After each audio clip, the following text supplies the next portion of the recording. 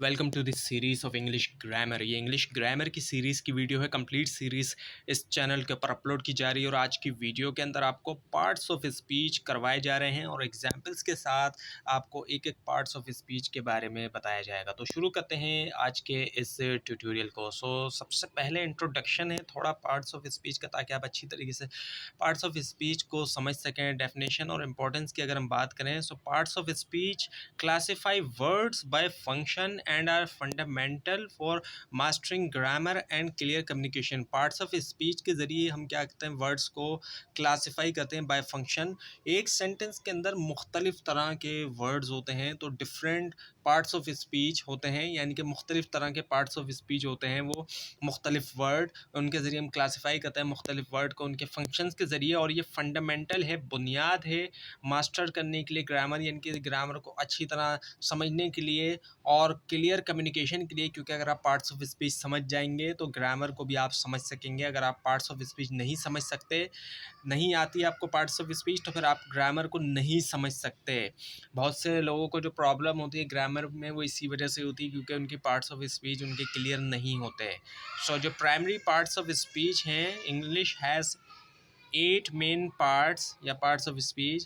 so these are noun, pronoun, verb, adjective, adverb, preposition, conjunction और interjection। ये जो है मेन जो है पार्ट्स हैं इंग्लिश के अंदर। जो भी सेंटेंस होता है उसके अंदर ये 8 मेन पार्ट्स होते हैं सेंटेंस में। यानी कि अब ज़रूरी नहीं है कि एक सेंटेंस के अंदर 8 पार्ट ही होंगे, लेकिन यही पार्ट्स होते हैं। अगर हम उन सेंटेंस के वर्ड्स को हम डिवाइड करेंगे तो वो इन 8 में से कोई एक पार्ट ज़रूर होगा, मतलब कोई एक वर्ड जो है।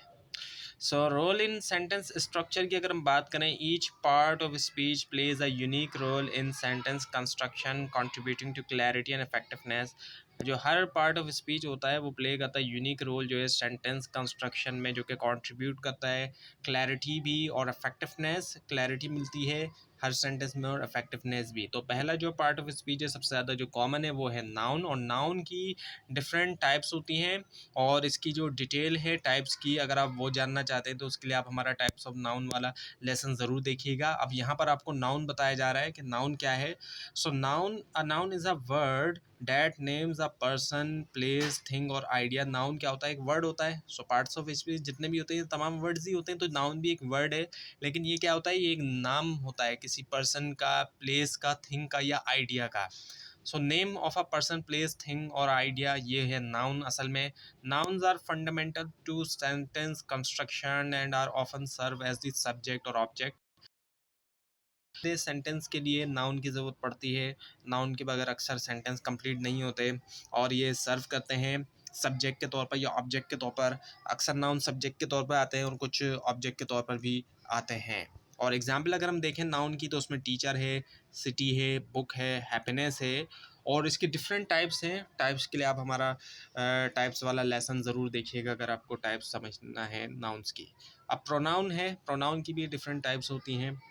रोल ऑफ प्रोनाउन की अगर हम बात करें, pronoun replace nouns to avoid repetition and simplify sentence structure, improving readability and flow. Pronoun जो है वो करता क्या है कि रिप्लेस करता है नाउन को, ताकि रेपिटेशन से बचा जा सके। एक सेंटेंस में एक बार अगर नाउन आ गया है तो बार बार उसको रिपीट नहीं किया जाएगा पैराग्राफ में, उसकी जगह प्रोनाउन का इस्तेमाल किया जाएगा ताकि रेपिटेशन से बचा जा सके और सेंटेंस स्ट्रक्चर सिंपल रहे। अगर बार बार रिपीट होगा तो फिर वो स्ट्रक्चर जो सेंटेंस स्ट्रक्चर वो सिंपल नहीं रहेगा, और फिर इससे क्या होता है कि प्रोनाउन का यूज़ करते हुए रीडेबिलिटी इंप्रूव होती है, फ्लो, एक सेंटेंस का जो फ्लो है वो अच्छा रहता है। कॉमन जो प्रोनाउन है उसके अगर हम एग्जांपल लें, example include personal pronoun like he, she, it and they used in everyday communication. ये कॉमन एग्जांपल हैं प्रोनाउन की, जैसे कि ही, शी, इट, दे, और ये एवरीडे कम्युनिकेशन के अंदर हम इसका इस्तेमाल करते हैं। और ये प्रोनाउन है, ये नाउन की जगह पर इस्तेमाल होता है। किसी भी पैराग्राफ में पहले जब हम किसी का नाम लिख देते हैं तो बार बार उसका नाम लिखने की हमें ज़रूरत नहीं पड़ती, बल्कि उसकी जगह ही, शी, इट वगैरह का हम इस्तेमाल करते हैं। एक से ज़्यादा लोग हो तो वहाँ पर हम दे का यूज़ भी करते हैं। और फिर टाइप्स ऑफ प्रोनाउन की हम बात करें तो कई सारी टाइप्स हैं, जैसे कि उसमें पर्सनल है, पॉजेसिव है, रिफ्लेक्सिव है, रिलेटिव है, डेमोन्स्ट्रेटिव है, यूनिक फंक्शन के साथ। और टाइप्स के ऊपर भी हमारी वीडियोस है, उनको आप ज़रूर देखिएगा अगर आप इसकी टाइप्स को समझना चाहते हैं। नाउ दी वर्ब, अब अगर वर्ब की हम बात करते हैं, डेफिनेशन ऑफ वर्ब हम देखें, वर्ब एक्सप्रेस एक्शंस और state of being showing what the subject does और एक्सपीरियंसेस। वर्ब से हमें पता चलता है इस एक्शन, वर्ब बताता है एक्शन, वर्ब जहाँ होगा वहाँ या तो एक्शन की बात हो रही है या किसी चीज़ की हालत की बात हो रही है, और ये बताता है कि सब्जेक्ट क्या करता है या उसका क्या एक्सपीरियंस होता है।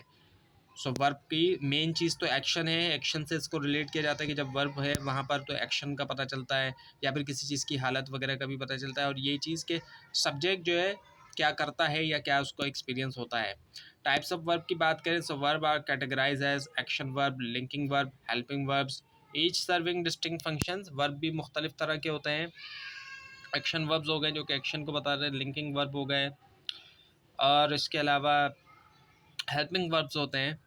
हर किसी का अपना जो है वो मुख्तलिफ जो है वो फंक्शन होता है। So verb form and function, अब वर्ब की फॉर्म्स होती हैं।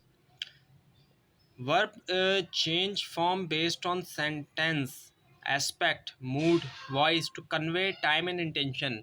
हम देखते हैं कि सेंटेंसेस के अंदर वर्ब्स की फॉर्म चेंज होती है और वो बेस करता है टेंस के ऊपर कि कौन सा टेंस है। जैसे कि प्रेजेंट से पास्ट में जा रहे हैं हम, तो फॉर्म चेंज हो जाएगी, सेकंड या थर्ड फॉर्म आ जाएगी। और इसी तरह से एस्पेक्ट्स के हिसाब से, मूड के हिसाब से और वॉइस के हिसाब से, ताकि कन्वे किया जाए टाइम और इंटेंशन को एक्यूरेटली। सब फॉर्म ऑफ वर्ब जो है चेंज होती है। बेस फॉर्म जो कि फर्स्ट फॉर्म होती है, इसके अलावा सेकंड फॉर्म होती है कई जगह पे थर्ड फॉर्म जो है वो यूज़ होती है। Now the adjective. एडजेक्टिव क्या है? द रोल ऑफ एडजेक्टिव अगर हम देखें, सो एडजेक्टिव डिस्क्राइब्स और modify noun and pronoun to provide detail characteristics and quality. एक एडजेक्टिव डिस्क्राइब करता है या मॉडिफाई करता है नाउन या प्रोनाउन, और प्रोवाइड करता है ज़्यादा इन्फॉर्मेशन उसकी क्वालिटीज़ या करेक्टरिस्टिक्स के बारे में। किसी भी नाउन या प्रोनाउन की हमें ज़्यादा इन्फॉर्मेशन अगर हमें चाहिए होती है तो उसको एडजेक्टिव के ज़रिए बताया जाता है। और एग्जाम्पल अगर हम देखें, so common adjective include beautiful, tall, red, quick, help, create, vivid imagery in language. So ये तमाम जो है वो एडजेक्टिव हैं, जैसे कि ब्यूटीफुल है, टॉल है, रेड है और क्विक है। जैसे कि ब्यूटीफुल ड्रेस, हम तो ड्रेस के बारे में हमें पता चला, ड्रेस जो कि एक नाउन है, और एडजेक्टिव है ब्यूटीफुल, उससे हमें पता चल रहा है कि ड्रेस कैसा है, तो उसके बारे में कुछ एक्स्ट्रा इन्फॉर्मेशन हमें मिल रही है। और इसी तरह से टॉल, टॉल बॉय है या टॉल गर्ल है। और इसी तरह से रेड, रेड कलर, कलर कौन सा है, रेड है। और क्विक, डिसीशन जैसे कि। तो इस तरीके से जो है ये एडजेक्टिव से हमें नाउन के बारे में कुछ इन्फॉर्मेशन मिल रही होती है, या प्रोनाउन के बारे में भी। Adjective commonly appear before noun or after linking word to modify subject or objects. Object, अब सेंटेंस के अंदर अगर हम देखें एडजेक्टिव्स कहाँ आते हैं, तो अक्सर जो है वो नाउन से पहले होते हैं। जैसे कि ऊपर जो एग्जांपल दी गई आपको, जैसे कि ब्यूटीफुल ड्रेस है, तो ये नाउन से पहले आ रहा है। और लिंकिंग वर्ब्स के बाद भी आते हैं, जैसे कि ही इज़ एंग्री, इस तरीके से, इस तरीके से। और तो ये मॉडिफाई करते हैं सब्जेक्ट्स या ऑब्जेक्ट्स को भी। Now the adverbs. An adverb modifies a verb, adjective, or another adverb, often indicating manner, time, place, degree और frequency. अब एक एडवर्ब जो है मॉडिफाई करता है एक verb को, इसके नाम से ही पता चल रहा है वर्ब की बात हो रही है इसमें। एडवर्ब तो मॉडिफाई करता है एडवर्ब को, एडजेक्टिव को या दूसरे एडवर्ब को भी। और ये अक्सर इंडिकेट करता है किसी मैनर, टाइम, प्लेस, डिग्री या फ्रीक्वेंसी। और एग्जांपल अगर हम इसकी लें तो इसमें ये शामिल है, जैसे कि क्विकली है, वेरी है, वेल है, साइलेंटली हो गया। सो एडवर्ब जो है वो करता क्या है कि इन्हेंस करता है जो मीनिंग होती है सेंटेंस की, एडिशनल कॉन्टेक्स्ट प्रोवाइड करते हुए। और ये आ सकते हैं बहुत सी पोजीशन में सेंटेंस के अंदर, और अक्सर ये जो है इनके एंड में एल वाई आता है, जैसे कि क्विकली हो गया। लेकिन हमेशा ज़रूरी नहीं है ऐसा होता है, अक्सर एल वाई इनके एंड में आता है, क्विकली हो गया, साइलेंटली हो गया, इस तरीके से। सो ये जो है इसको अंडरस्टैंड करना जो है वो ज़रूरी होता है एक्सप्रेस करने के नॉनसेंस जो होते हैं एक्शंस के अंदर, और जो डिस्क्रिप्शन है। और ये एग्जांपल आपको सामने मौजूद है, वही जो पीछे बताई गई, क्विकली हो गया, वेरी हो गया, वेल हो गया, साइलेंटली, ये एग्जांपल्स हैं एडवर्ब की।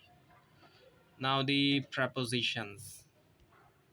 सो फंक्शंस ऑफ प्रपोजिशन अगर हम देखें, preposition show relationship between noun और pronoun and other words indicating direction, location और टाइम। प्रपोजिशन शो करता है रिलेशनशिप जो है नाउन के दरमियान भी, मुख्तलिफ नाउन्स के दरमियान, या प्रोनाउन जो कि नाउन की जगह पर इस्तेमाल होते हैं, और उसके अलावा जो दूसरे वर्ड्स होते हैं सेंटेंस के अंदर।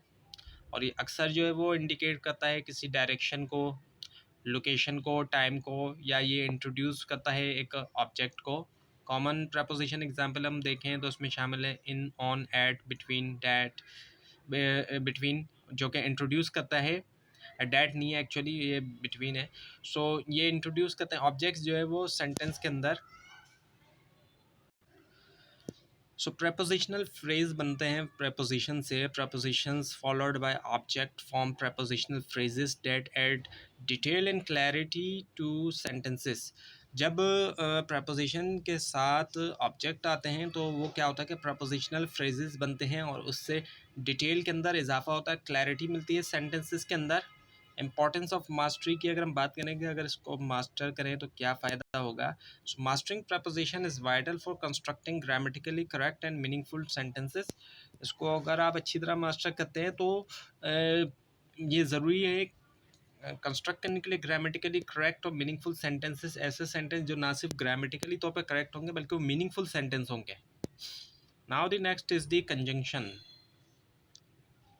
रोल ऑफ कंजंक्शंस देखें तो conjunction connect words, phrases or clauses to build complex and compound sentences। Conjunction क्या कराइए, मिलाता है, आपस में मिलाता है। ऐसे वर्ड्स होते हैं ये आपस में मिलाते हैं दूसरे वर्ड्स को, फ्रेजेस को या क्लोजेस को। अब फ्रेजेस या क्लोजेस अगर आप नहीं जानते तो उसके लिए हमारा फ्रेजेस और क्लोज वाला लेसन ज़रूर देखिएगा। सो ये वर्ड्स को मिलाता है, फ्रेजेस को और क्लोजेस को, ताकि कॉम्प्लेक्स और कंपाउंड सेंटेंसेस जो है वो बनाए जा सकें। और टाइप्स ऑफ कंजंक्शंस की बात करें, इसकी भी टाइप्स होती हैं जिसमें कोऑर्डिनेटिंग, सबऑर्डिनेटिंग और कोरिलेटिव जो है कंजंक्शन ये जो है शामिल होते हैं। सर्विंग यूनिक ग्रामेटिकल फंक्शंस, जो कि यूनिक ग्रामेटिकल फंक्शंस को सर्व करते हैं। अगर इसकी एग्जांपल हम लेते हैं तो उसमें एंड, बट और बिकॉज ये जो है वो शामिल है। आपने फैन बॉयज़ का सुना होगा, वो भी कंजंक्शंस होते हैं जिसमें फॉर, एंड, नॉट, बट और येट, सो ये शामिल होते हैं। इंपॉर्टेंस इन राइटिंग की हम बात करें, proper use of conjunction enhances coherence and readability by ensuring logical flow in sentences. So ये रोल प्ले करते हैं, वाइटल रोल जो है सेंटेंस स्ट्रक्चर में, लिंकिंग आइडियाज़ के ज़रिए, और इस चीज़ को इंश्योर करते हैं कि फ़्लो जो है सेंटेंस का लॉजिकल हो, और प्रॉपर यूज़ जो है इनका बढ़ाता है कोहेरेंस को और रीडेबिलिटी जो है राइटिंग के अंदर। Now the interjection.